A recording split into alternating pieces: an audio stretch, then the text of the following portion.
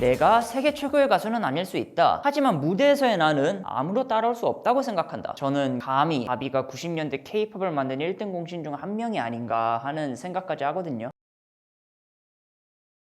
한 시대를 풍미한 옛날 뮤지션을 알아보는 시간 복구맨입니다. 본 합본은 섭샥 VPN의 후원을 받아서 제작이 되었고요. 1분짜리 홍보 영상이 방영되고 곧장 섭샥 VPN이 오늘도 돌아왔습니다. 이거는 가상 사설망이고요. 이것만 있으면 온라인에서의 활동폭이 굉장히 넓어지죠. 예를 들어서 저는 요새 이제 일본 아티스트 관련해서 조사를 할 때면 가끔씩 일본 바깥 국가에서의 접속은 막은 곳들이 있어요. 그러면은 이 섭샥 VPN을 켜고 접속 국가를 일본으로 설정을 하면은 접속이 되는 겁니다. 이런 식으로 저는 디깅의 폭을 차츰 넓혀 나갔죠. 그리고 이게 굉장히 또 흥미로운 기능이 많더라고요. 예를 들어서 제 진짜 메일 주소를 기반으로 한 익명의 메일 주소를 새로 만들어서 진짜 메일 주소를 누군가한테 숨기면서도 각종 메일은 다 수령할 수 있는 등 또 각종 로그도 암호화가 되어서 정보 유출에 우려도 없죠. 이거는 바이러스로부터도 우리를 보호할 수 있어서 궁극적으로는 더 안전하고 재밌는 온라인 활동을 만들어준다는 점 알려드려요. 복구맨 코드를 통해서 섭샤크 VPN 3개월 추가 무료 이용 혜택을 받아보실 수가 있고요. 동영상 설명란과 고정 댓글을 통해서 더 많은 혜택을 받아보실 수 있으니까 한 번쯤 챙겨봐 주시면 감사하겠습니다. 30일 이내에는 100% 환불도 가능하니까 부담없이 이용해보시고 체험해보시죠. 렛츠고! 휘트니 휴스턴의 전 남편, 그리고 최고의 문제야. 지금 남은 수식어는 이것밖에 없지만 저는 바비 브라운의 데뷔와 전성기, 그리고 이런 인생 자체를 모두 간략하게 설명해보고자 해요. 바비가 자란 환경은 아주 거칠고 불우했는데 MCMO와 마찬가지로 정부가 지어준 아파트에서 살았죠. 그리고 어머니는 교사였지만 부업으로 마약도 팔았답니다. 하루는 10살짜리 바비가 요리하겠다고 집에 있는 치킨을 구웠는데 자기가 밀가루인 줄 알고 뿌린 게 마약이었다고. 그 외에도 온갖 적나라한 썰들을 보면 눈물이 나요. 본격적으로 음악을 하겠다고 결심한 것도 자기랑 같이 도둑질을 하던 친구가 칼에 찔려 죽는 사건을 목도한 이후에요. 이런 일이 일상인 곳에 더 이상 살면 안 되겠다고 생각했답니다. 그리고 여러 경연대회에 나가서 자신의 재능을 선보이고 마침내 어떤 프로듀서의 눈에 띄게 되는 거죠. 자기랑 같이 춤을 추던 마이클 비빈스, 그리고 오고 가며 알았던 랄프 트레스반트와 리키 베이, 그리고 거기에 로니 데보가 합류하면서 5인조 그룹 뉴 에디션이 탄생하는 거예요.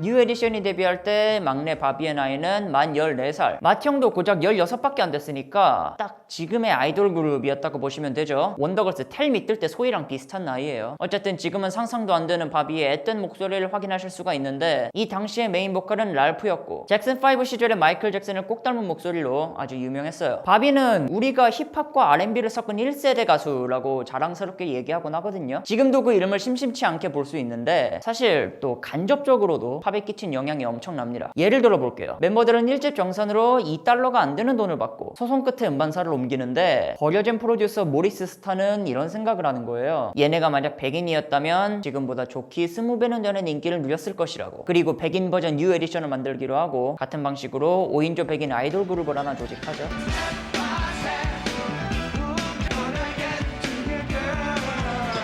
그 그룹의 이름은 바로 뉴키즈 온 더 블럭. 이 그룹은 모리스의 생각대로 20배가 되는 인기를 누리게 되고요. 그리고 또 90년대 R&B 그룹이었던 보이즈 투맨. 이 그룹의 이름은 뉴 에디션의 곡 보이즈 투맨에서 따온 거예요. 보이즈 투맨을 키워준 사람도 뉴 에디션의 마이클 비빈스였습니다. 그러니까 우리는 음악씬 여기저기서 뉴 에디션의 흔적을 많이 찾아볼 수가 있는 거고요. 뉴 에디션의 인기는 날이 갈수록 늘고 바비는 자기 우상 마이클 잭슨이 자기를 집에 초대하기도 하는 등 아주 영광스러운 나날의 연속이에요.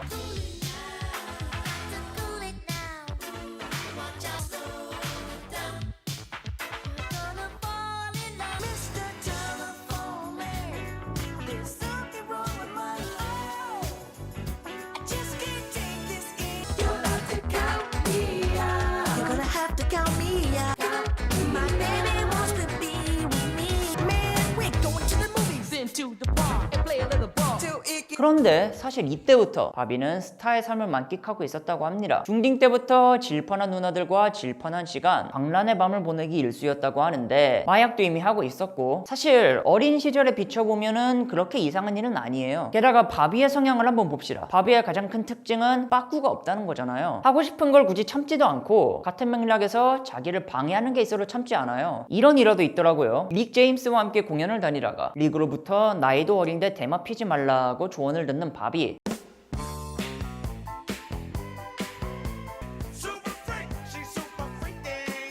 나중에 바비는 릭으로부터 엄청난 음악적 영향을 받았다고 공공연히 말했거든요. 근데 대마 피지 말라는 조언은 그냥 씹었다고 합니다. 왜? 바로 내가 하고 싶으니까요. 이런 성격 탓에 결국 멤버들과 갈등을 일으키죠. 이거는 결국 분량 문제였는데 Bobby, he was really uncomfortable with the style of singing that we had. He wanted to get into something where he could be himself and be comfortable at the same time. 비슷한 맥락에서 바비가 뉴 에디션의 순수하고 어린 이미지가 마음에 안 들어서 혼자 다른 옷을 입고 개기는 경우도 있었다고 하죠. 멤버들은 그냥저냥 참고 가는 성격이지만 바비는 절대 그런 성격이 아니었어요. 갈등이 고조되던 어느 날 바비는 결국 무대에서 불량에 대한 분노를 표출해요. 혼자 요리조리 튀는 걸 못 참은 멤버들은 공연을 중단하고 만장일치로 바비를 방출. 바비는 나이 16에 백수가 되고 그렇게 반강제로 솔로 활동을 하게 됩니다. 학교 가고 평범한 삶을 살기엔 이미 늦었어요. 바비 말로는 한번 돈을 벌고 세계를 돌다 보면 그거를 멈추기가 참 어렵다고 이제 말을 하죠. 바비가 생각하는 자신의 정체성을 한번 보세요. 내가 세계 최고의 가수는 아닐 수 있다. 하지만 무대에서의 나는 아무로 따라올 수 없다고 생각한다. 그런 만큼 스포트라이트를 혼자 받아야 되고 그러면 결국 공연을 해야 되는 거 아닙니까? 혼자 주목을 받아야 직성이 풀리는 사람이에요. 그래서 곧장 솔로 앨범을 발표하는데 이 앨범의 이름은 무대의 제왕, 바로 족쇄를 푼 바비의 첫 번째 걸음이었습니다. I remember the very first time you breathed. Never let it go. I found out she's the girl next door. Could she have in store? The girl next door, her very essence, her presence, I do adore. 바비는 솔로가 되고 나서야 비로소 행복을 느꼈다고 해요. 그 이유는 바로 이제부터 모든 결정권이 자신에게 있기 때문에. 실제로 동명의 수록곡 킹 오브 스테이지는 이 당시 바비의 자신감을 그대로 보여주죠. What I pursue, it can never be fitted. Bobby Brown is number one. Not a fiction, it's a fact that I'm the king of the stage. King of stage. 하지만 1집은 성적으로 보면은 사실 조금 애매한 그런 앨범이에요. 왜냐면은 발라드 걸프렌드가 많이 팔리긴 했지만 다른 곡은 글쎄. 보통 인기 그룹을 나온 멤버의 솔로 앨범은 1집이 가장 큰 주목을 받잖아요. 그 이후로는 정말 강한 자만이 살아남는 정글이다 라고 봐도 좋은데 사실 문제야 이미지가 조금 있던 바비는 뭔가 다른 걸 보여줘야 했어요. 깨끗하던 뉴 에디션 시절과 다른 뭔가 화끈하고 열렬한 그런 음악을. 그게 제멋대로인 바비와 어울립니다. 바비는 어느 날 라디오에 나와서 자신의 발라드 걸프렌드를 부르는데 높은 음이 안 되니까 그냥 꺼져 이거 안 불러 막 이러는 거예요. 생방송이에요. 이거는 또 역시 바비가 얼마나 미친놈인지를 보여주는 하나의 일화인데 세상에나 마상에나 이거를 생방송으로 들은 프로듀서 2명도 큰 충격을 받는 거죠. 얘는 진짜 미쳤다고. 얘는 천성이 스타다. 함께 일해봐도 좋지 않을까? 서로 이런 얘기를 나눴다고 합니다. 이 둘은 마침내 바비에게 완벽한 옷을 입혀주는데 이 둘이 바로 베이비 페이스와 LA 리드예요. 이 둘의 결심은 바비의 운명을 완전히 바꿔놓죠. Get busy.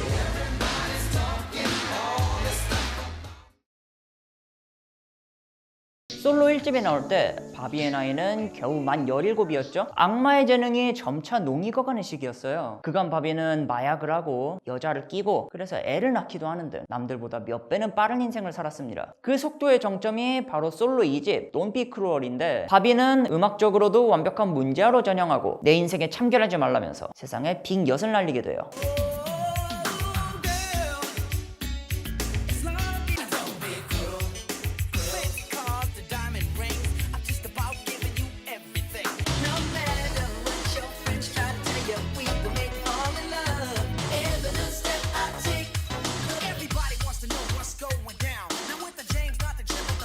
She's the right and wrong, she's a sweet little girl. Believe in love and all that it can do for you.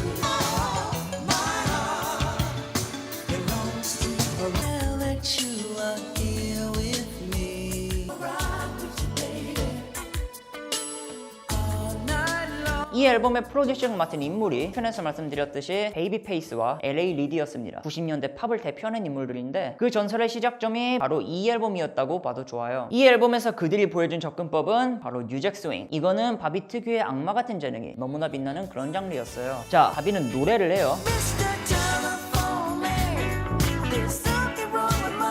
근데 옛날부터 랩도 곧잘했죠. My girl's the best and that's no lie. She tells me that I'm her only guy. 게다가 춤은 뭐 말할 필요도 없고요. 별명이 무대의 제왕이잖아요. 그러니까 이거는 거의 완전체 힙합과 R&B를 모두 소화할 수 있는 완벽한 적임자였다는 겁니다. 바비는 장르를 대표하는 인물이 되고 실제로 바비의 별명 중에 킹 오브 R&B라는 게 있는데 바비가 R&B 음악도 클럽에서 나올 수 있다는 걸 증명했다는 그런 말도 있어요. 그리고 이 당시 바비를 완전히 정의하는 노래도 있었으니 그게 바로 My Prerogative.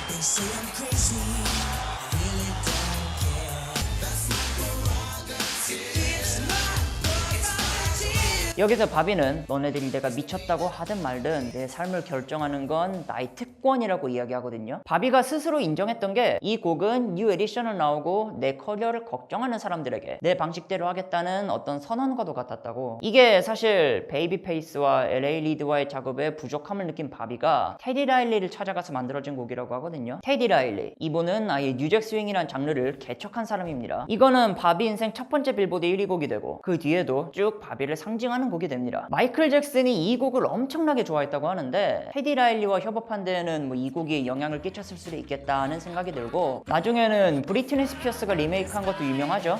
Everybody's talking all this stuff about me. That's my prerogative. It's my prerogative. 언론에 지긋지긋하게 시달리는 가수들이 하나같이 이 곡을 좋아하는 걸 보면 이게 우연인가 싶기도 하고 좀 그래요. 바비 브라운은 그 시절 뉴잭 스윙의 전성기를 이끌었다. 우리나라에서도 90년대 초 뉴잭 스윙을 하던 가수들은 거진 다 바비 브라운의 영향을 받았다고 보시면 돼요. 대표적으로 현진영이나 듀스 같은 분들, 그리고 초기의 서태지와 아이들도 그랬고요. 아무튼 이 정도 파급력을 지니다 보니까 판매량도 미친 수준입니다. 뉴 에디션 시절과는 비교도 안 되게 커버렸는데 이 앨범의 흥행은 단 한마디로 1989년 가장 많이 팔린 앨범. 바비는 여기저기 자신의 악명을 떨치고 다니죠. 가는 곳마다 적나라한 몸놀림을 선보이면서 예술과 외설의 경계선을 넘나들어요.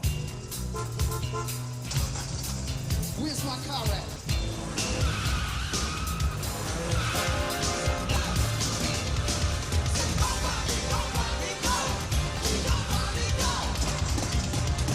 I see nothing wrong. Wow. Y'all know what they gonna be doing, right? My only heart, baby. 레전드 썰 중 하나로 공연 도중에 공연 음란죄로 체포되는 사건도 있었습니다. 여자 관객을 올려놓고 앞에서 이제 흔들다가 경찰관들이 화가 난 거죠. Would you make me go?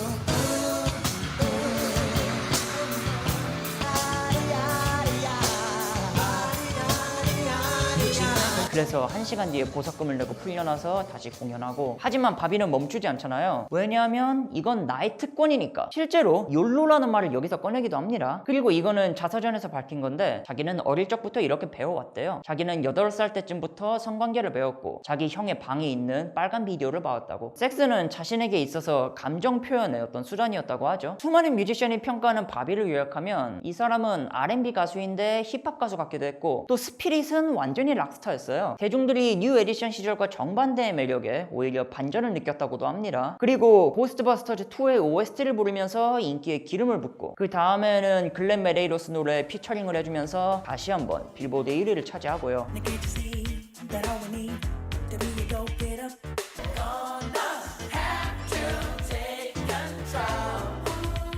One day she'll treat you nice, then she'll turn as cold as ice. She ain't perfect. Thing I hate is when a girl plays fake and tries to make me late for another date.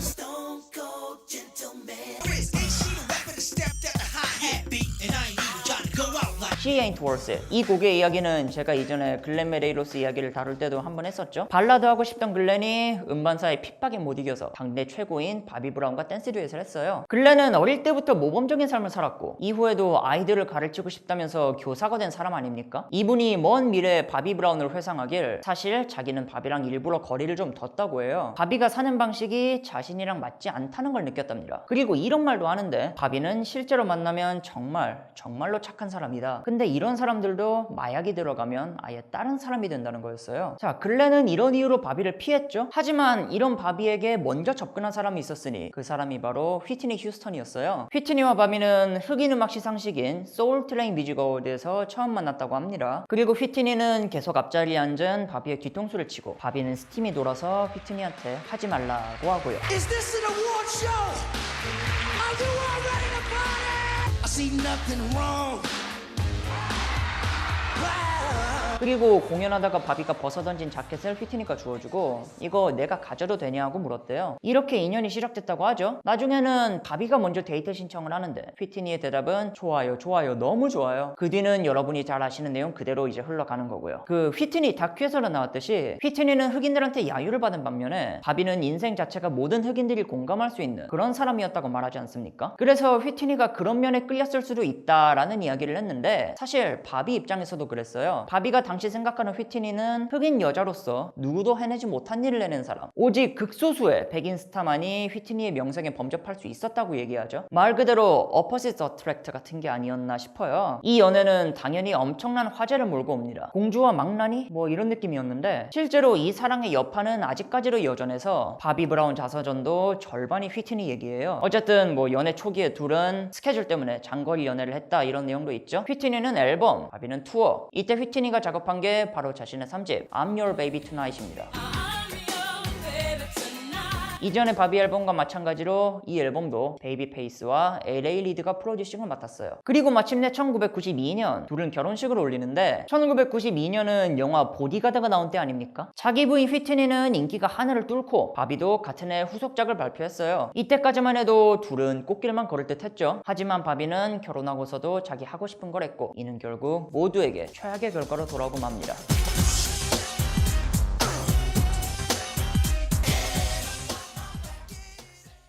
투어 돌려 뭐 하랴 겁나게 바빴던 바비가 4년 만에 후속작을 냈어요. 저는 개인적으로 이 앨범을 Don't Be Cruel보다 더 좋아하는데 이전보다 파워를 업그레이드 했고 그래서 수록곡의 강약 조절도 더욱 극적입니다. 흥행과 별개로 이전에 비해서 분명히 진일보한 앨범이었다고 저는 생각해요.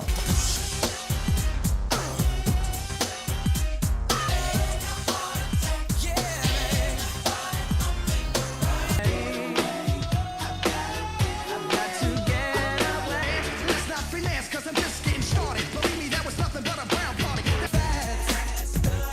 That's the way.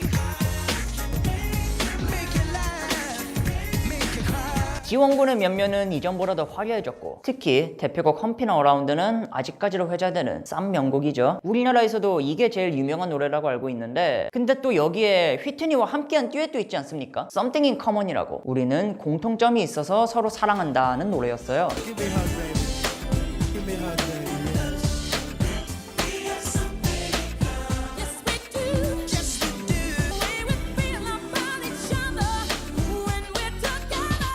노래 제목 자체도 서로가 정반대라는 사람들의 말을 저격하는 느낌이 나죠. 결말을 모르고 보면 진짜 보는 사람이 흐뭇해지는 듀엣인데 저는 아직도 가끔 이 노래를 듣곤 해요. 그리고 그 안타까운 결말을 최대한 잊어보려고 노력하고요. 이 앨범도 이전만큼은 아니지만 성공적인 세일즈를 기록해요. 하지만 바비는 이후 5년간 앨범을 내지 않는데 딱 이때를 기점으로 바비의 몰락이 시작되는 거죠. 바비가 말하는 걸 보면 딸이 태어난 뒤에는 좋은 아버지와 남편이 되고 싶어서 일부러 휴식을 취했다고. 근데 그때 정말 모범적인 아빠가 돼서 갱생을 했냐 하면은 그게 아니지 않습니까? 자기는 휘트니가 마약하는 걸 결혼식장에서 처음 봤다고 하는데 이후로는 같이 마약을 하면서 부부가 함께 무너졌죠. 바비는 휘트니한테 술까지 소개를 해줍니다. 그리고 휘트니의 형제라는 사람은 또 새로운 마약을 소개해주기도 하고 그러니까 말릴 사람은 없고 같이 해줄 사람만 있으니까 그냥 쾌락에 떡이 돼서 살아요. 그래서 한 번은 뇌졸중으로 쓰러지기도 하거든요. 그래서 병원에 실려가서 기사회생했지만 놀라운 건 태어나자마자 곧장 마약을 다시 피웠다는 거. 이거는 바비의 인생 모토와도 연결이 돼요. 나는 내가 하고 싶은 걸 할 권리가 있다. 하지만 그런 권리는 자기가 책임질 수 있을 때만 따라오는 거고 바비는 결국 아버지로서는 이제 실패를 한 거죠. 인생에 후회가 없다는 바비지만 여기에서만큼은 후회를 해요. 우리 딸은 나와 휘트니가 마약에 취한 모습 그리고 부부싸움하는 모습을 다 보면서 자랐다. 지금 생각하면은 정말 가슴이 아프고 우리는 좋은 부모가 되지 못했다고 말을 합니다. 자, 바비가 변하지 않았음을 보여주는 썰이 하나 또 있거든요. 1990 1996년에 뉴 에디션이 재결합 앨범을 발표해요. 멤버들 모두 한가닥 하다가 돌아왔고 게다가 팀에서 쫓겨났던 바비까지 합류한지라 그 반응이 굉장히 뜨거웠단 말입니다.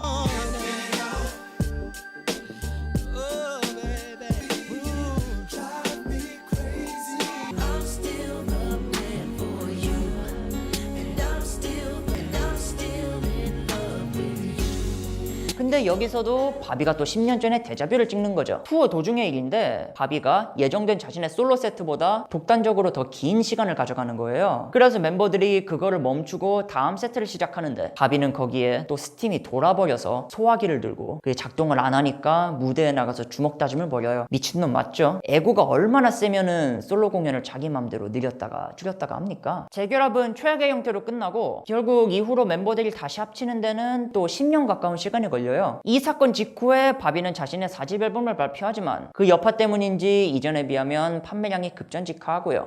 Nobody does it better. Bobby, you're the best. I got this feeling, babe. Inside, I got this feeling, babe. And it's mine, all mine. 폭행 및 재물 손괴, 음주운전 및 과속 등 체포를 거절하기도 하고 사회적 무리가 커리어라면 바비는 거의 비틀즈예요. 나중에는 본인도 내가 미쳤다 하는 걸 깨닫고 이제 재활원을 들락날락하죠. 음악 활동은 아예 멈춰버리고 시간이 갈수록 무리는 더 심해집니다. 마약 소지혐 및 체포, 2003년엔 가정폭력으로 법원을 드나들고 이런 범죄 외에도 외도 이슈도 있고 사람들이 왜 휘트니를 보살이라고 하는지 조금 이해가 가죠. 사실 바비 자신은 억울한 점이 많아 보이고 실제로 각종 매체에서 또 그런 점을 수시로 어필하곤 하거든요. 실제로 휘트니가 이전부터 마약을 하고 있었고 바비가 휘트니를 마약으로 이끈 게 아니라는 거는 나중에 드러난 사실인데 가정폭력 문제에서도 휘트니는 나중에 TV에 나와서 딸이 보는 앞에서 자기가 바비한테 얻어맞았다고 했지만 바비 말로는 나는 절대 여자를 때리지 않는다. 2003년 가정폭력은 휘트니가 우리 집에 마약상을 데리고 와서 그놈을 쫓아내려다가 휘트니도 때리고 말았다 라고 얘기를 해요. 하지만 사람이 본래 이미지라는 게 있지 않습니까? 결혼하기 전부터 트러블 메이커였던 바비의 편에 선 사람은 거의 없다시피 해요. 바비한테 이전의 명성은 사라지죠. 그저 휘트니 남편이라는 이름만 남게 되는데 본인도 이거를 크게 신경 쓰는 듯한 모습이 나오기도 해요. 리얼 다큐 Being Bobby Brown을 보시면 다른 사람이 휘트니를 미스 휴스턴이라고 부르니까 호칭을 미세스 브라운이라고 교정해주는 모습이 나오기도 합니다. Excuse me, Miss Houston. Sorry to Mrs. interrupt. Brown, excuse me. Brown, sorry. Would you mind if my wife had a photo with you?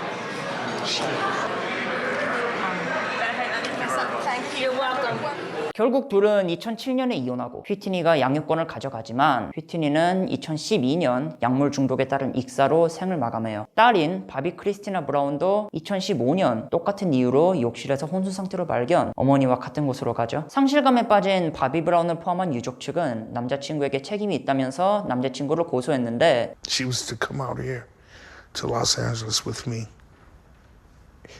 If I can get those 2 days back. 그 남자친구라는 사람도 올해 1월에 약물 과다 복용으로 생을 마감합니다. 말 그대로 주변이 온통 마약, 서로 물들고 물들이는 사람들이었던 거예요. 바비는 세상을 광란으로 살았고 그 결과 지금은 자기밖에 남지 않았어요. 딸의 죽음 이후에 바비가 이런 말을 했거든요. 휘트니에게 일어난 일이 내 딸에게도 똑같이 일어났다. 이거를 모두 막을 수 있는 사람은 나뿐이었는데 나는 그러지 못했다고. 내가 뭘 하든지 그거는 나의 선택이고 나의 특권이에요. 근데 세상에 책임 없는 특권은 없지 않습니까? 책임의 무게는 바비가 감당할 수 있는 것보다 훨씬 컸고 결국 마이 프렐로가티브의 의미는 그 빛이 바래고 만 거고요. I guess I messed up pretty bad. I didn't know who you were. It's killing me softly. I don't know why. Don't let me down. 'Cause I got nothing left. 바비는 휘트니가 세상을 떠난 이후에 재혼을 했고 그 이후로는 다시 3명의 아이를 낳으면서 나름 잘 살고 있는 것 같아요. 그리고 지금은 자서전도 내고 자기 이야기를 드라마로 제작하는 등 음악 외적인 마케팅에 힘을 쓰는 모습이죠.